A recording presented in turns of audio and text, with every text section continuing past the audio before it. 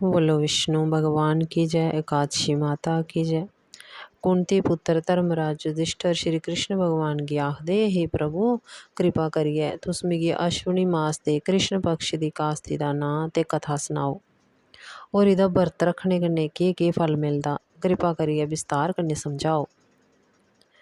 फिर भगवान बोले, हे राजन एह्दा नांऽ इंद्रा कास्ती ऐ ते एह्दा बरत रखने कन्नै समस्त पाप नष्ट होंदे ते कन्नै नरक च बैठे पितरें दा बी उद्धार होई जंदा। भगवान आखदे, इंद्रा कास्ती दी कथा सुनने कन्नै गै अश्वमेघ यज्ञ दा फल मिलदा। ते फिर इक पुरानी सतयुग दी कथा सनांदे कि इक महिष्मती नांऽ दी नगरी च इंद्रसेन नांऽ दा राजा राज्य करदा हा। इक बारी राजा सुखपूर्वक सभा च बैठे दा हा ते महर्षि नारद ओह्दे कोल आए ते आखन लगे, हे राजन मिगी बड़ी खुशी होई एह् दिक्खियै कि तेरे राज्य च सब कुशल मंगल ऐ। ते राजे ने आखेआ, महाराज सब थुआढ़ी कृपा ऐ। ते राजे ने महर्षि नारद दी बड़ी औ भगत कीती ते उं'दे औने दा कारण पुच्छेआ।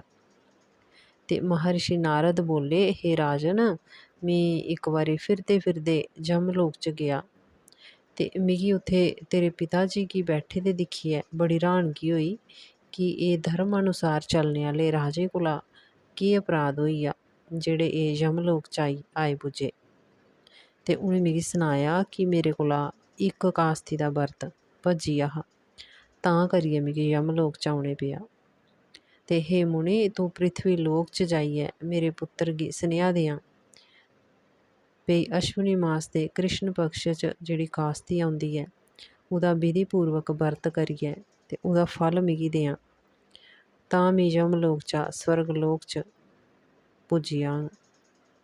ते राजा इंद्रसेन गी एह् गल्ल सुनियै बड़ा दुख होएआ ते उ'नें महर्षि नारद कोला इस बरत दी विधि पुच्छी।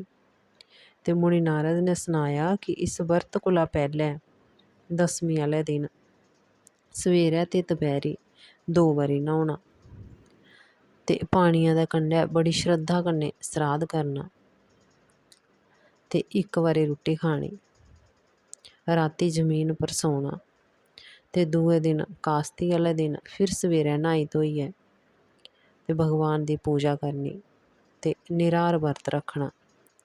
फिर दपैह्री शालीग्राम गी भोग लगाना ते उस भोग दा कुछ हिस्सा गवा गी देई ओड़ना ते विष्णु भगवान दी विधि पूर्वक पूजा करनी, रातीं जागरण करना ते दोआई आह्ले दिन अपने सगे संबंधियें ते परिवार सहित भोजन करना। ते मुनि नारद आखदे, हे राजन जे तूं विधि पूर्वक बरत करें तां जरूर तेरे पिता जी स्वर्ग जाङन। ते राजा इंद्रसेन ने बंधु बांधवों ते परिवार सहित विधि पूर्वक बरत करियै ओह्दा फल अपने पिता जी गी दित्ता ते उस्सै बेल्लै आकाश परा फुल्लें दी बरखा होई ते राजे दा पिता यमलोक चा गरुड़ पर बैठियै ते स्वर्गलोक च चली गेआ। बोलो विष्णु भगवान की जय। एकादशी माता की जय।